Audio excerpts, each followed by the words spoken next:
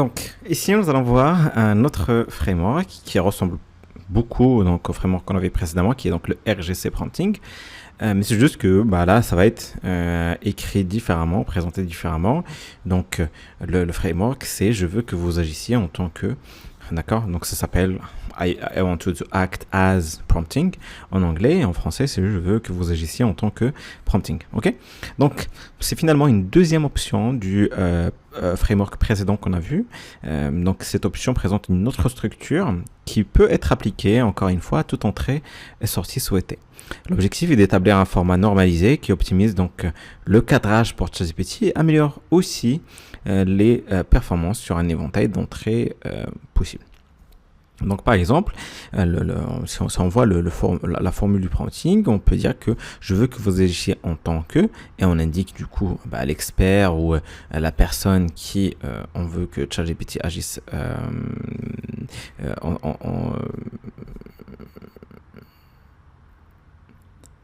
je veux que vous agissiez en tant que, et on indique du coup l'expert ou peu importe, donc par exemple ici, historien, biologiste, etc. Cela aide donc ChatGPT à mettre en place la personnalité de ChatGPT.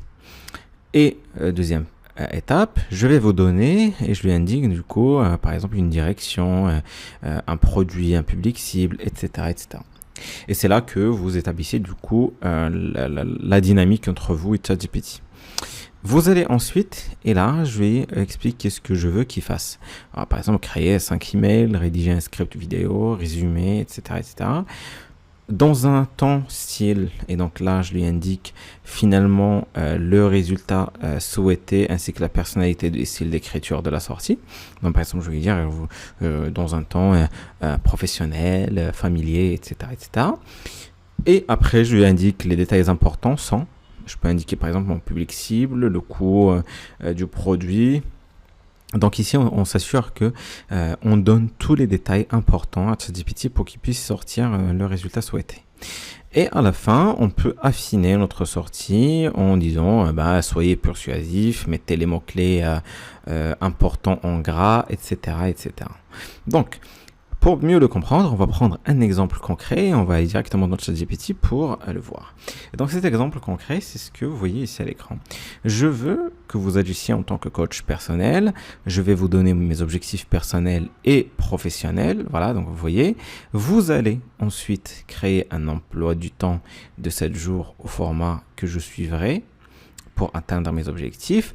Mes objectifs quotidiens à court terme sont méditer, faire de l'exercice, lire, travailler sur mes projets. Mes objectifs sur le long terme sont de signer 30 nouveaux clients et d'économiser 10 000 euros au cours de ces prochains mois. D'accord? Donc, on va copier ça. Et donc là, vous voyez tout simplement que ici, j'ai spécifié, bien évidemment, je veux que vous agissiez en tant que, je vais spécifier, je vais vous donner, j'ai spécifié, vous allez ensuite, mais je vais pas forcément indiquer, par exemple, le temps ou le style. Par exemple, j'ai donné d'autres détails importants pour qu'ils puissent finalement me sortir un résultat qui soit le plus complet possible. Donc là, en copiant l'exemple, je viens dans ChatGPT, je vais tout simplement coller ça, ok? Hop, et je vais envoyer pour obtenir ma réponse, ok?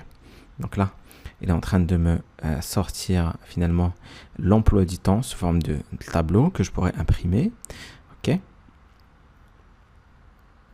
Bien sûr, après, une fois que j'aurai finalement finalisé ce format tabulaire et que toute la réponse est obtenue, je peux encore une fois lui envoyer d'autres questions, comme par exemple lui demander de mettre en gras les mots-clés les plus importants. Bon, est-ce que cela est nécessaire? Non, mais on va essayer en lui demandant d'aller un peu plus loin. Voilà. Donc là, il me met les mots-clés les plus importants selon lui. Donc tout est important parce que finalement, je lui ai indiqué mes objectifs qui sont donc la lecture, l'exercice, le travail sur les projets et la méditation. Donc vous voyez, à chaque fois, il va finalement les souligner, enfin plutôt les mettre en gras parce que voilà, c'est ça l'idée, c'est de mettre en gras tous les mots-clés importants que je lui ai indiqués à l'entrée. Ok ?